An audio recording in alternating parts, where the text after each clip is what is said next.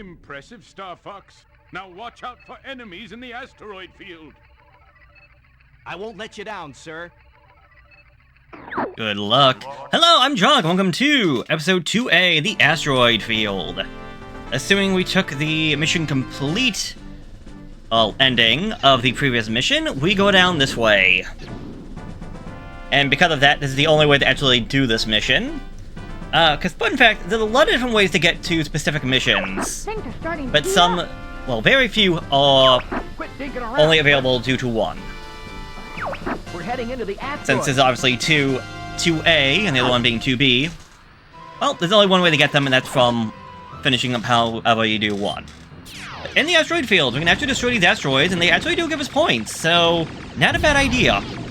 Speaking of the asteroids, though, if you actually notice these guys, they look a little strange. How about we try and go through them? Because who knows, maybe we'll get something for it. And as a matter of fact, we do. We get ourselves a laser upgrade if we needed it.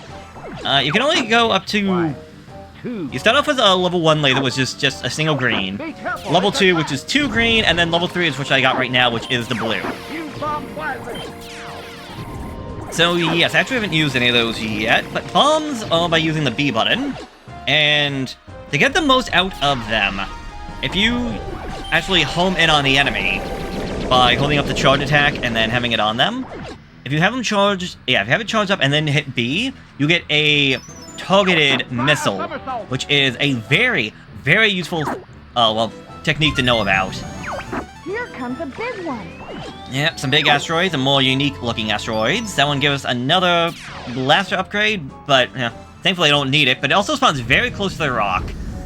Anyways, this place is kind of dull. Whoa! Can you make I just say boost through the entire thing. Just literally just hold down the boost button. They tell you to use the brake. Nah. Use the boost to get through. Use the boost. A little close, but I made it at the end. Location confirmed. Sending supplies. Yeah, these guys right here are a little bit annoying. They're only vulnerable from the back. Their front is very impervious to our weapons. Thank you, Rob. Ooh! As I get sniped from behind to these freaking robots. Oh well, we have the health. Although our score is very low. There's a very low scoring map, at least as of right now. Things do get a little bit more interesting in just a bit. Thanks, Fox. Oh, by the way, you can lose your allies. Like right there, Peppy's at low health. If all of his health goes away, we will lose him for the next mission. So, just something to keep in mind. It's very annoying sometimes, a bit difficult to actually keep everybody alive. Also, I don't know how the homing fully works, because so many times I would have liked to get in the middle of all the enemies so we can get all of them, but to no dice. Oh, right, this one. I always forget about this one. They're nothing too dangerous. Their little trails can be, I guess, annoying, I guess. Also, don't forget the barrel wall. Do a barrel wall! Do a barrel wall! Do a barrel wall! I guess it's your turn to be thanked. Thanks, Falco. But anyways, here we go. Yeah, my score just jumped up to 74. Dang.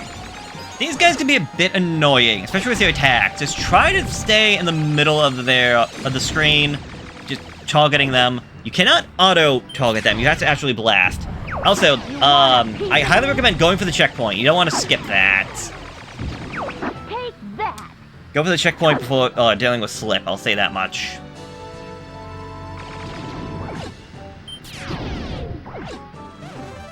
And yeah, a lot more asteroids. But we can also save the next planet out in the distance. Hey, to charge your laser. Yeah, a bit late to tell me that one, Slip, but it is useful, especially against these groups of enemies right there. Also, those weird blue rings showed up and now disappeared. What was up with that? You did it! Well, maybe we'll find out later on. Yeah, those little robots, they're making the world essentially the best use of their abilities, and we don't see them do that too much.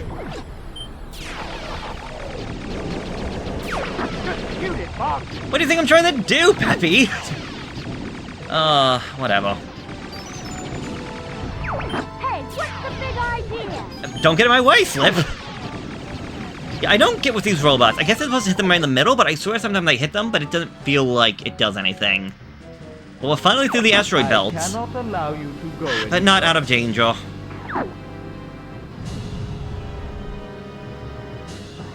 Enemy shield analyzed. So, Let's see what one thing I actually did forget about until recently is that Slippy says about the whole enemy shield analyzed. Because of that, we actually get the health bar over on the left-hand side. Unless I'm mistaken, if Slippy is gone, that does not show up. Meaning that, I want to say in some way our allies actually do give us advice or help in the fight. Slippy gives the health, and like Falco and Peppy might give you some words of encouragement or some words to look out for. I do know that, for example, if you happen to come to this area and you don't have Falco, you'll have a little bit of a dialogue option change right here. Match for you. I admit defeat. Are you gonna listen to that monkey? You're not as stupid as you look. Yeah, if Falco happens to get knocked out in the previous mission and he's not here, or if he gets knocked out in this one, you don't get that whole, are you really gonna trust that monkey? And so the boss actually has a unique line if Falco's not around. I'm in a hurry.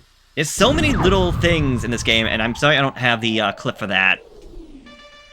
But there's like so many little things, such as dialogue bits and bobs that can actually happen just from playing the, just by going through this. But there we go, mission complete. I'm fine, I'm fine. I don't know, you could be a little bit better there, Slip.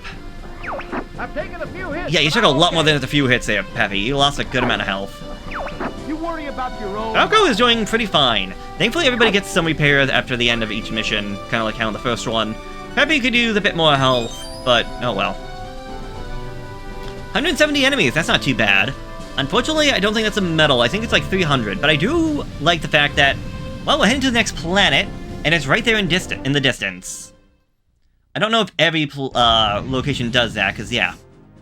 However, if you notice the video length, there's still a bit more to this episode. So, what gives? Well, how about we go back to that weird blue circle thing and find out what that's all about. I mean, we're only told there's one pathway, so it must not be anything special, right?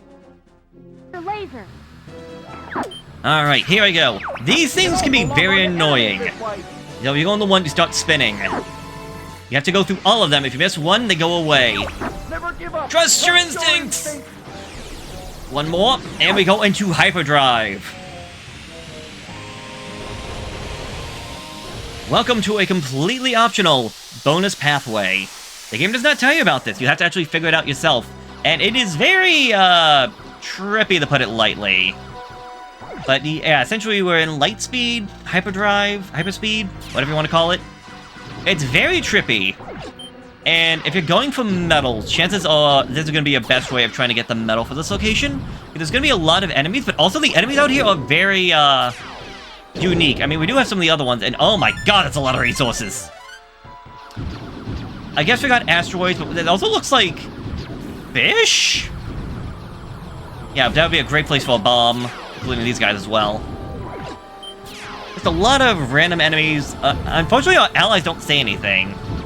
Also, a bit of a shame I didn't have a charge shot, but there we go, using a bomb to try and get a lot of enemy kills by doing that.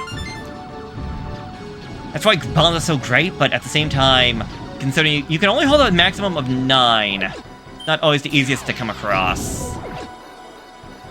I will say, these levels are the most unique, with just how everything kind of plays out. Like, what is all this?